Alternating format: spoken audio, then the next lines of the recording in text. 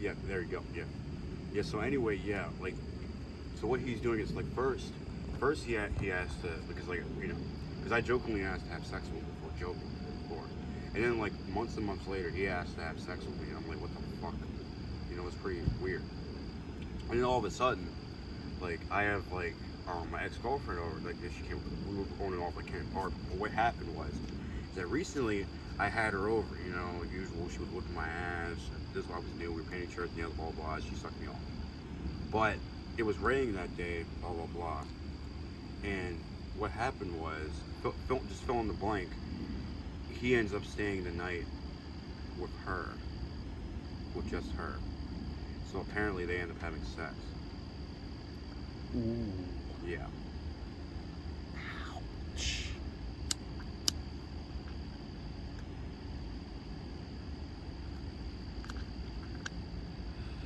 And it just keeps getting weirder and weirder.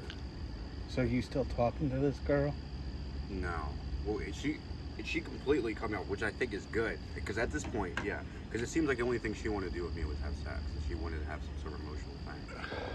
And that, even if that could ever be, it cannot be if they had sex. That's just weird. Shit, that's completely knocks that out of the park. That's not going to be a thing ever. But one thing is weird is that my dad just texted me. What the hell, he just texted me? He's like, can you please tell me why you showed up at my house?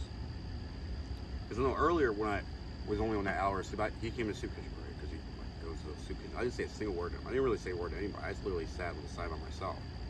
So I didn't really want to. I was sitting there so processing all that stuff. But I asked him later to bring some water because I just randomly rolled off earlier. He was like, you got a jug from the shelter, just get a jug again. I need a vacation from you, otherwise I'm going to act like an asshole. Because we did have an argument before we left Pennsylvania when I was staying up there illegally for like a day. And, but he, that was over a bottle of coffee. But there's always something bigger. It's something bigger than just that minuscule thing, because he was sitting there buying it for me, as I ambiguously was telling him it was metaphorical food. I was basically telling him, this is something you're buying me that's metaphorical, which is basically clearly saying that what you are buying for me is not exactly what I'm saying.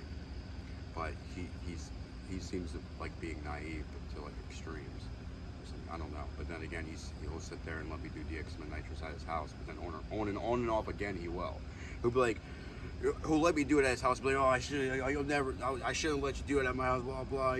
You get that drug, that stuff out of my face, and I'll go do it at a hotel, right? And he'll be like, oh man, you spending money at a hotel. Or like you can't get the room, you could just do it at my house. And it's like a circle, the same stuff over and over. I'm just saying, yeah.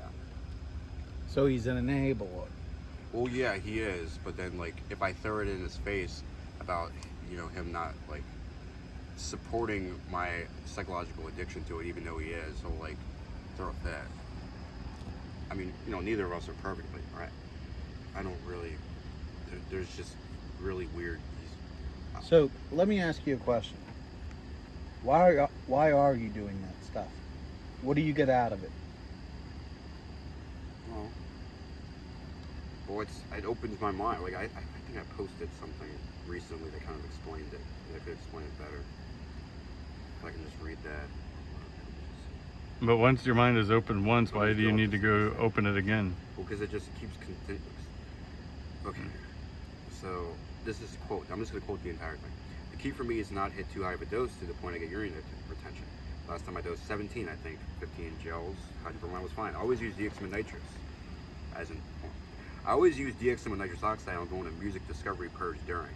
As in, it's almost like I'm a zombie because I have this weird infatuation with music.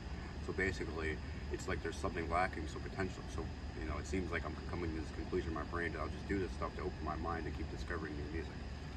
It forces me to be open-minded, so I discover music I haven't heard before at a more rapid rate than I would normally. So basically, I'll discover so much music I haven't heard before in like a 24-hour span than I probably would in like a whole month or longer, maybe.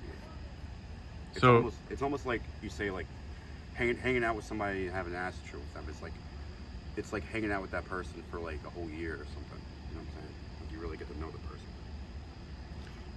But beyond my addiction to the combo, I always take something back from the experience. It helps fill the void of my great enthusiasm for music. Now this is just what I put. Now, because bear in mind, I feel like potentially a lot of the things I say aren't actually how I feel. You know, potentially, you know, spectrum thing, but I don't really know. I just say words. They try their best. But I would like to say like that the music and your interest in music also fuels this psychological I addiction. do believe that my interest in music does fuel, because like it seems like if I don't have good running headphones and blah blah, I can't do it. So I'll support buying really high quality headphones and shit, and consistently buying DXM and Nitrous. It's all part of together. It's all one thing. yeah. So how many times have you overdosed? Have I overdosed? Well, it's not really. You don't. I mean, I've never really overdosed, but there's been times where I've taken a lot and I've had urinary retention. There was one time where I had urinary retention. I kind of freaked out because I was doing it for like a week. I didn't have to go to the hospital, but I did anyway. I was like, I got pretty spooked. And Urinary retention. You couldn't pee. yeah, because that on high doses of DXM, that's what can happen. You'll basically turn it into like a. I kind of like to think you basically turn into a bat, and I would just like sit there. Because I know last time I had urinary retention was actually here. So basically I had it, I was just kind of like hiding my eyes from people so they wouldn't see that like fear in my eyes that like I'm like afraid I'm gonna die right now. So I just literally just basically stood in the darkness in the room while Jason was sleeping, just kind of like a bat, basically. Until like just kept going in and out the bathroom. And just kind of being very weird. Which I think correlated with that weird moment where Mills was mopping the floor. It definitely didn't help our relationship or friendship or whatever. When like he was mopping the floor, but I was like, man, I gotta go in the bathroom see if I can pee. And he was like, hey, don't walk over. He was getting like upset about me kind of walking the floor. But I was like, okay. My intuition, because I've been sticking with that intuition thing. I'm like, okay, maybe it's telling me just to wait. Of course, I waited and I was fine. I've been through urinary retention a lot of times. It's never really caused me any issues. It's just you'll basically sit there and be like, oh man, I need to run the faucet so I can visualize water flowing or think of waterfalls, all this crazy stuff, or think of something weird that'll just encourage me to pee. But if you take a high enough dose, you'll probably not be peeing for a little bit. But the problem with taking that high of a dose is you're going to be too afraid it's going to ruin the trip. As in, it's not going to, when you're peaking, because that's when you're peaking, it's going to be, you're not going to have that magic because you're going to feel like crap. You're going to feel like you're dying because you're in retention.